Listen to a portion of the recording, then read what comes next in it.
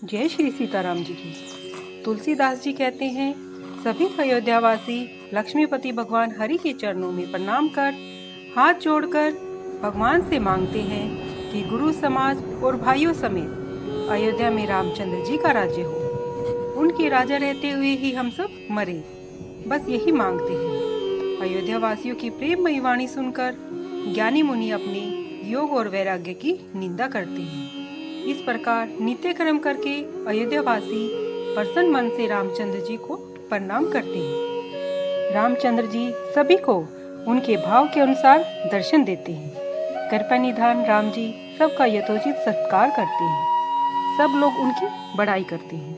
श्री राम जी का बालकपन से ही यह परख है कि वे प्रेम को पहचान कर नीति को पालते हैं। शील व संकोच के समुद्र राम जी सुंदर सुख मनोहर नेत्र और सीधे स्वभाव वाले हैं। इस प्रकार राम जी के गुण समूह प्रसन्नता पूर्वक वर्णन करते हुए सब अपने अपने भाग्य की बड़ाई करने लगे कि हमारे बराबर पुण्य आत्मा आज जगत में कोई नहीं है, जिन्हें राम जी अपना मानकर सम्मान कर रहे हैं। जनक जी को आते हुए सुनकर सब लोग प्रेम में मगन हो गए। सूर्यकुल कमल दिवाकर श्री राम जी सभा समेत उनके स्वागत के लिए उठ खड़े हुए।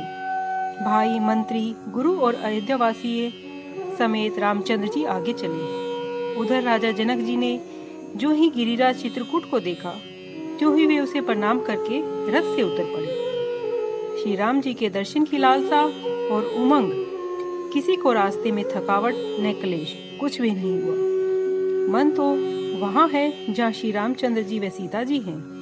बिना मन के देह में दुख और सुख का ज्ञान किसको होता है। इस प्रकार प्रेम में मतवाले होकर समाज सहित महाराजा जनक जी आ रहे हैं। निकट आए, देखकर प्रेम में मगन हो सबके साथ आदर सहित मिलने।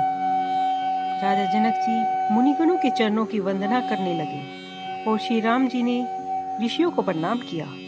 फिर भाइयों समेत श्री राम जी राजा से मिलकर समाज समेत उन्हें अपने आश्रम में ले चले। श्री राम जी का आश्रम शांत रस रूपी निर्मल जल से भरा हुआ समुद्र है। जनक जी की सेना मानो करुणा की नदी है, उसे राम जी लिए जा रहे हैं। वह नदी ज्ञान वैराग्य दोनों किनारों को डुबोती जाती है। उसमें दुख भरे वचन रूपी नदी व नाले हैं। शोक की आहें वायु की लहरें हैं, जो धीरज रूपी किनारों के सुंदर वृक्षों को उखाड़ती है। ऐसा है दुख नदी की तेज धारा है। भय और मोह असंख्य भंवर और चक्र है। बुद्ध जन मल्लाह है और विद्या ही बड़ी नाव है, पर वे इसे खो नहीं सकते। नाव को खेना किसी को भी नहीं आता। वन के रहने वाले भील दीन यात्री हैं, जो इस नदी को देखकर हार कर थक गए हैं। वह करुणा नदी आश्रम रूपी समुद्र में जा मिली है। तब मानो वह समुद्र व्याकुल हो उठा है।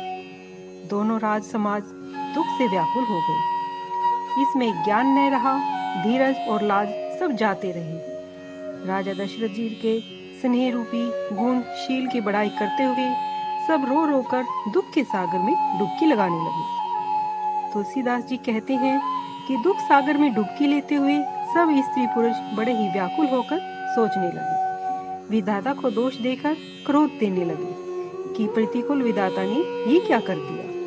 देवता सिद्ध तपस्वी योगीजन और मुनि जनक जी की दशा देखकर कोई भी ऐसे सामर्थ्य वाला नहीं है जो उस नदी के पार जा सके। जहाँ तहाँ श्रेष्ठ मुनियों ने लोगों को उपदेश दिए और विशेष जी ने जनक जी से कहा, हे राजन, धैर्य धारण कीजिए। जिनके ज्ञान रूपी सूर्य से भवरात्रि का नाश हो जाता है और वचन रूपी किरणों से मुनि रूपी कमल खिल जाते हैं, उनके निकट क्या मोह ममता जा सकते हैं। यह सीताराम जी के प्रेम की महिमा है। विषयी साधक और ज्ञानी सिद्ध पुरुष जगत में यह 3 प्रकार के वेदों में कहे गए हैं। इन तीनों में जिसका मन रामचंद्र जी के प्रेम में मगन रहता है, सत्पुरुषों की सभा में उसी का बड़ा आदर है। श्री राम जी के प्रेम के बिना ज्ञान शोभा नहीं पाता, जैसे मल्लाह के बिना नाव। मुनि विशेष ने बहुत विधि से जनक जी को समझाया।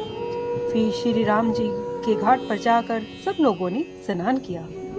शोक से पूर्ण सब नर नारियों का वह दिन बिना जलपान किए ही बीत गया। पशु पक्षी और मृगों ने कुछ भी नहीं खाया, तो फिर प्रियजन और कुटुंबीजनों का तो विचार ही क्या किया जाए। जनक जी और राम जी तथा दोनों के समाजों ने प्रातःकाल स्नान किया और तब वट वृक्ष के नीचे जा बैठे। सबके मन मलिन और तन तीक्ष्ण है।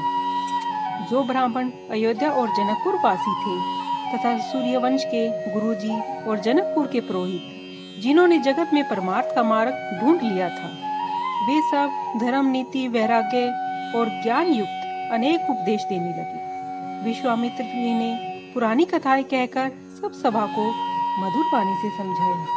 जय श्री सीताराम जी।